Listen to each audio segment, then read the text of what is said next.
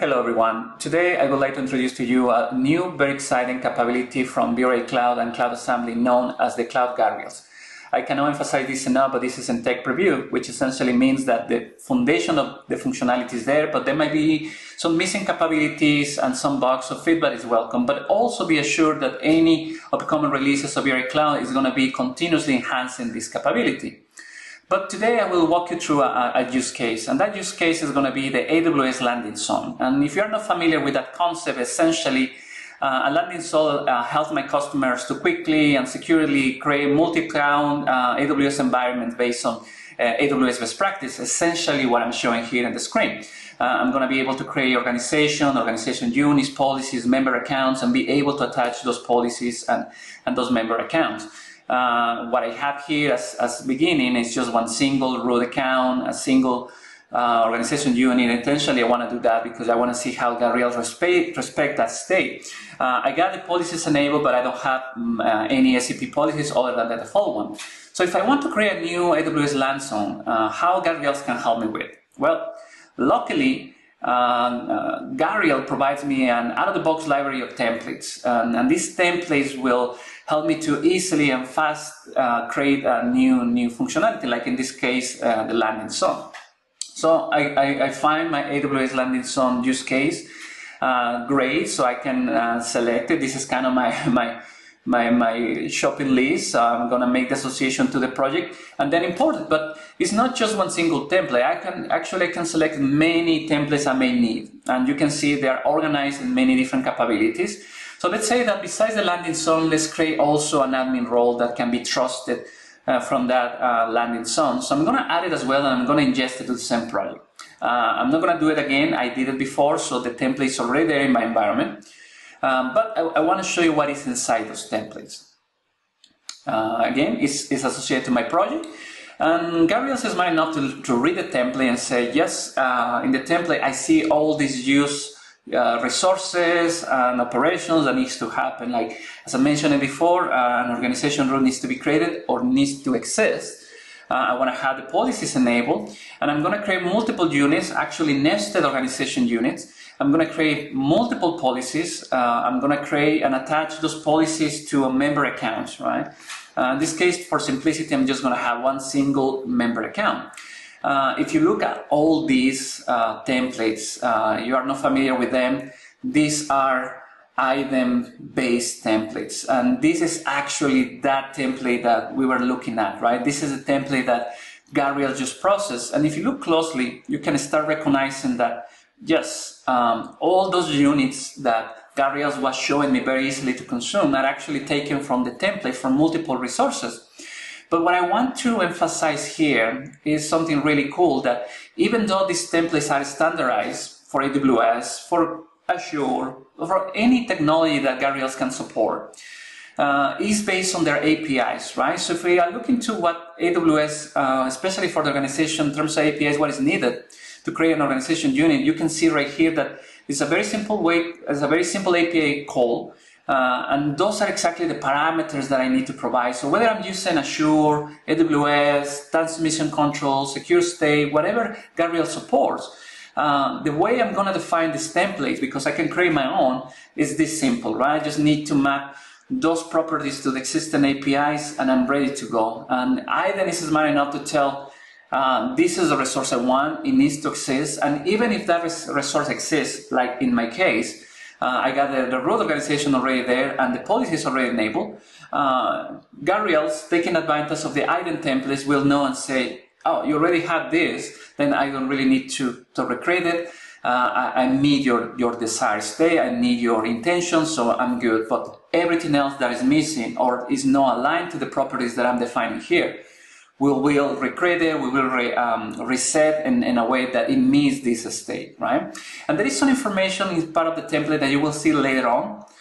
This meta information is super handful because I can even define information to my consumer to make it simple to consume, and you will see it in a minute. So once again, back into Guardrails. So what happens next? I'm going to create a desired state, and a desired state is nothing but essentially my template plus a specific input to create, in this case, a landing zone. So I'm going to select the cloud account. This is at the moment an infrastructure cloud account, so I can tell Guardrails, I want you to do this in this environment. So great, so I created the start state. You can see that now we are actually in the start state view, which essentially shows the template, but there is something new in here, the input parameters. And if you look closely, you can see that the input parameters is something that is coming from the template as well, including this additional information can be crafted in the template, so I can make it simple to consume. I can provide some hints to my consumer to know what kind of fields are needed, which ones are mandatory, the type of fields and things like that. Some of them don't require input, some of them they do. And you can see that by default there is a validation happening by Guardrails, and you can tell right here that this is one of the resources, the member account, that is not ready to go. And in fact, Guardrails is telling me this is not right. And if I run the validation manually, you will see that it says, yes, this is missing. You need some input, a mandatory input, with the right format that needs to be populated in here. So let's do that. Let's add an account name. This is any name. As part of any member account, you need to provide a default role. So I'm going to give it a common default role, an access role. And I'm going to give it a unique email. This is important. AWS member accounts need a unique email account. So with that, now I can go ahead and validate once again, right? I got all the parameters I need. I'm going to leave the default one, like the organization unit R&D. So I validate, now I'm good. Guardrails acknowledge that this is good, so I can save it. And from this moment on, I want to enforce it. So I'm going to run this desired state. So basically what's happening right now is Guardrail looking into my intention, into my desired state, going into AWS and making sure that that exists, that that's enforced. And you can see that he just finished.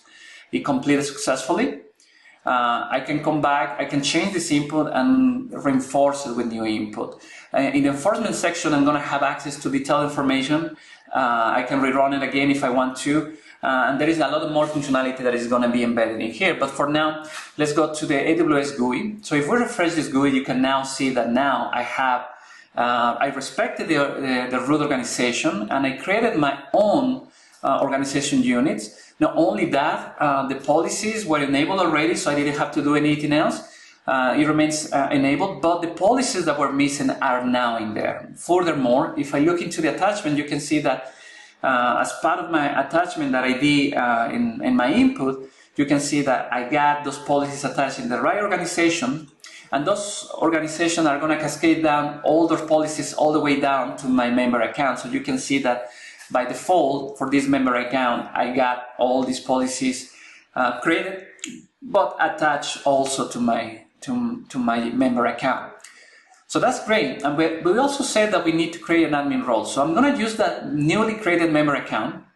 I just took the ID, and I'm going to reproduce an admin role. And all I need to do is do exactly what I just showed you. It's a simpler template, it's a simple set of resources.